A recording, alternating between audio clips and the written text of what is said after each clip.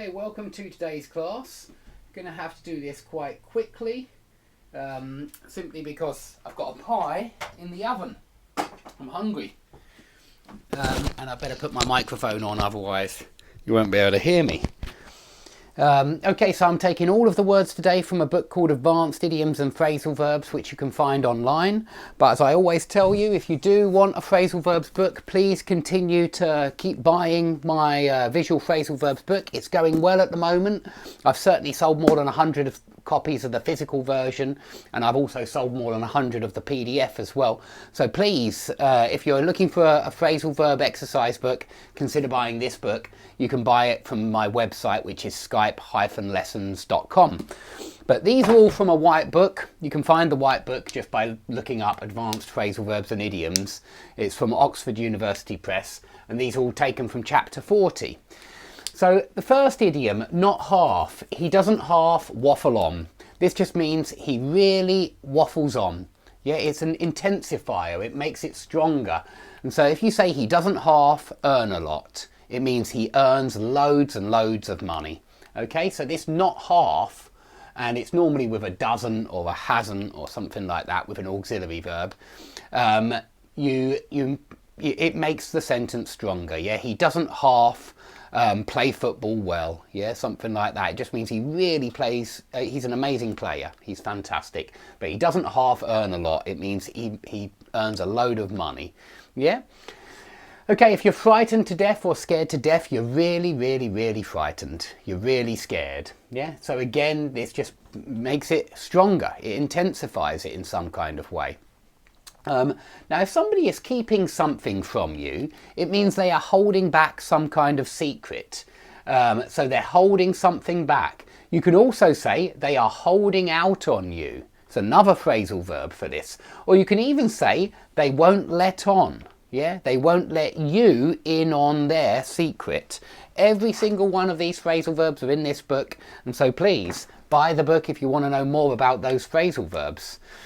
Now, if you spare somebody's feelings, that means that you don't want to upset them. You don't want to hurt their feelings. And so you spare their feelings. Maybe you know a secret that will really hurt them.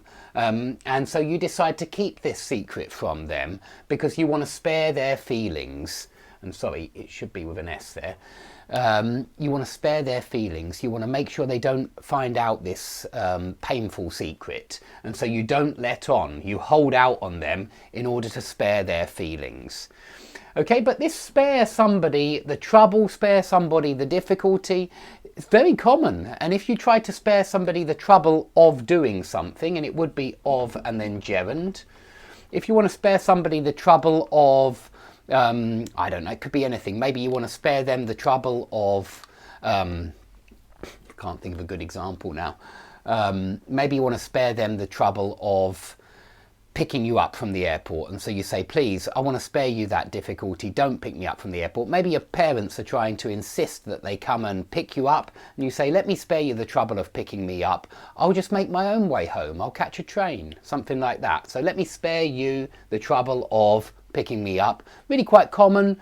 I'd say neutral rather than formal or informal, somewhere in the middle. Probably closer to formal than informal, but not really too formal.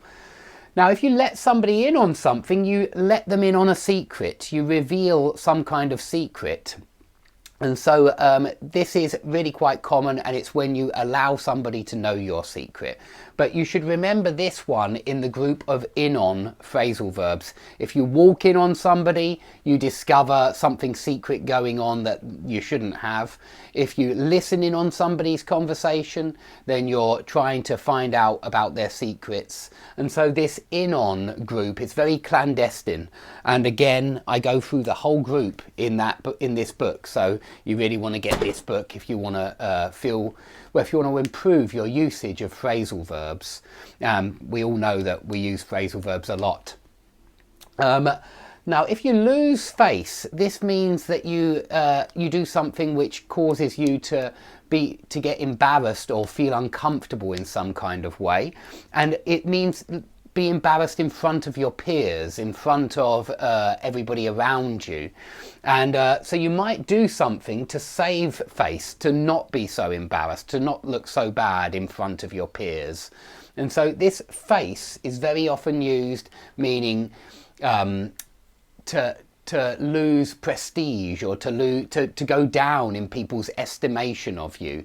And so you don't want to lose face. Nobody likes to lose face. Nobody likes to do something embarrassing in front of their friends that makes them look bad in some kind of way.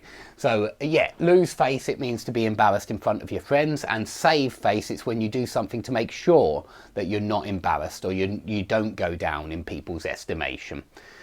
Now, if you face up to something, you confront that something. Confront means face up to. And you might face up to your responsibilities. That collocates very well. You might get to the age of 21 and decide, right, I'm going to face up to my responsibilities now. I'm going to stop being so childish, and I'm going to face up to those responsibilities. But you really ought to remember this one with the other up to phrasal verbs. Again, all 4 of these are in here. I took them from this book. So you really want to get this book if you want to improve your phrasal verbs. So things might not live up to your expectations. You might go to a hotel and the hotel does, or the resort itself doesn't live up to your expectations. It's not as nice as you expected it to be. Now, tomorrow I'm going on holiday, but yeah, I'm sure that the place will live up to my expectations because I've been there before, and you know, I know what to expect, so I'm sure it will live up to my expectations. You might say that the hotel doesn't come up to the required standard, and this means that it doesn't meet that required standard. It's not good enough. It's not. The services are not as good as you expected them to be. So very similar to live up to, but slightly different. It collocates with different words. So live up to, something might not live up to your expectations, but it might not live up to your expectations because it doesn't come up to the required standard. And last one with stand up to, which is slightly different. You stand up to bullies, or you stand up to somebody who's pushing you around, and it means you stand up for yourself. You don't allow them to push you around. Now, if something comes to light, it's revealed. But if you want to give it an object, if you want to say the results of this experiment have shed some light on, I don't know, the speed of light, yeah, something like that. Or the results of this experiment have shed some light on what the sun consists of, something like that. And you could say the results of this experiment have cast some light on what the sun consists of. And so maybe the elements that exist on the sun have come to light thanks to spectroscopy or something like that, and it would be true. Now, if somebody goes as red as a beetroot, that just means that they blush, their skin goes red, they go as red as a beetroot, they blush, yeah, and it's when your cheeks go red that you go red as a beetroot. If something gives the game away, to give something away means to reveal a secret. Again, it's in here, give something away. So you might say that his accent gives him away as a foreigner. Yeah, you can hear the accent and say it gives him away as a foreigner. You might say that his vocabulary gives him away as a foreigner, because vocabulary very often does. When somebody doesn't use any phrasal verbs, for example, it gives them away as a foreigner. They're very unlikely to be a native if they're not using any phrasal verbs. Now, if you have something on your conscience, you feel bad about something, you've done something wrong and you feel guilty. You've got a guilty conscience. Maybe you've got blood on your hands or something like that. You've killed somebody, and so you have that murder on your conscience. Or maybe you've done something much milder. I don't know, maybe you've broken somebody's vase and you have that on your conscience. And so you might say he has to live with that broken vase, which doesn't sound too bad to me. So maybe he has to live with that murder. So to live with something means to be able to carry on living in spite of the fact that you have this terrible thing on your conscience. And so we often we often use this phrasal verb in this way, where you say, I don't know how he lives with himself, having committed that murder. You can very often hear that expression. I don't know how he can live with himself. And it means I don't know how he can carry on living with that blood on his hands, with that murder on his hands. Now, if somebody glosses over the truth, and this is very often used with the truth, or gloss over the details, skirt around the truth, and I can't believe I've forgotten that one. It's definitely in the Phrasal Verbs book. Journalists might skirt around the truth. In fact, they very often do. Meaning that they avoid the truth, they skirt around the truth, they don't want to tell you the truth, and they might gloss over the details, which means they pretend that these details are not important. Okay, and so they make light of the details, they're downplaying the details, they're playing the details down, they're talking them down, they're understating the details. Again, all of these phrasal verbs are in here.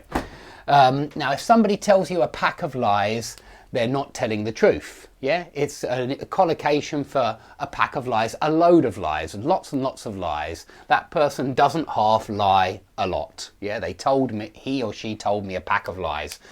And if they're trying to deceive you, you might say they are pulling the wool over my eyes. They're tricking me, they're deceiving me, they're pulling the wool over my eyes so that I can't see the truth. Yeah. So a lot of these are related to telling the truth and telling lies. And if somebody is telling you lies, you might say, I can see through him, meaning I can see his lies. And you can see through a lie as well, see through something. So hopefully you can all see through lies, because it means that people won't be able to pull the wool over your eyes. They won't be able to tell you a pack of lies. You will see through that pack of lies. But don't forget that see somebody through has got a second meaning. And of course, both versions are in this book. If you say that we have enough coffee to see us through the week, it means we have enough coffee to last us the week. We will not run out of coffee until the end of the week. So I hope that you all have enough coffee to see you through the week, because I don't know about you, but I don't like running out of coffee. I depend on that coffee. I'm addicted to that coffee, and I always make sure I've got enough coffee to see me through the week, and I drink a lot of coffee every day. Now, if you say I wasn't born yesterday, it means I'm not stupid. I'm not totally stupid. Yeah, I wasn't born yesterday. I'm not totally stupid. That's all it means. So we say it when somebody has insulted you or insulted your intelligence. You say, hey, I wasn't born yesterday. Don't treat me like an idiot. If somebody sets the pace, this is a running expression. The person who sets the pace is the runner that's right at the front, and so they're making everybody run at a certain pace. They're moving everybody forward by setting the pace. Okay, but you can use that metaphorically as well, and it very often is used metaphorically. Now, if somebody slips up or messes something up or mucks something up, slip up is to make a mistake. But to mess something up or to muck something up is to fail or make a mistake in some kind of way. So if you say I messed up that exam, then it sounds like you failed the exam. You messed up loads of the questions. You got loads of questions wrong.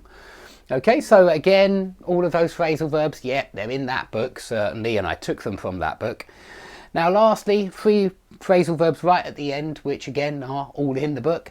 If you gain ground on somebody, you're catching them up. You're chasing them, and you're getting closer and closer and closer. You could say you are closing in on that person, or you are catching up with that person. You are gaining ground on that person. But I must say that these two, gain ground on somebody and close in on somebody, could be used for running or driving. The last one, catch up with somebody, I suppose you could use it with driving as well, but it's more common for running. I don't see anything wrong with saying the police car caught up with them in the end. It's okay, but I think it's more often with running. But yeah, the police car closed in on them, it gained ground on them, and then it caught them. Yeah, so the police obviously arrested the criminals. Okay, so thanks for watching today's class. As I say, please buy the book if you're interested in these phrasal verbs. They will help you sound far more natural, and it will mean that your vocabulary doesn't give you away as a foreigner. And of course, that's what we're aiming for. So thanks everybody for watching. Please go to the website if you want to get that PDF straight away. You can get it as a colour PDF then, and there are hyperlinks inside. If you've enjoyed the video, like, subscribe, and I hope to see you all soon.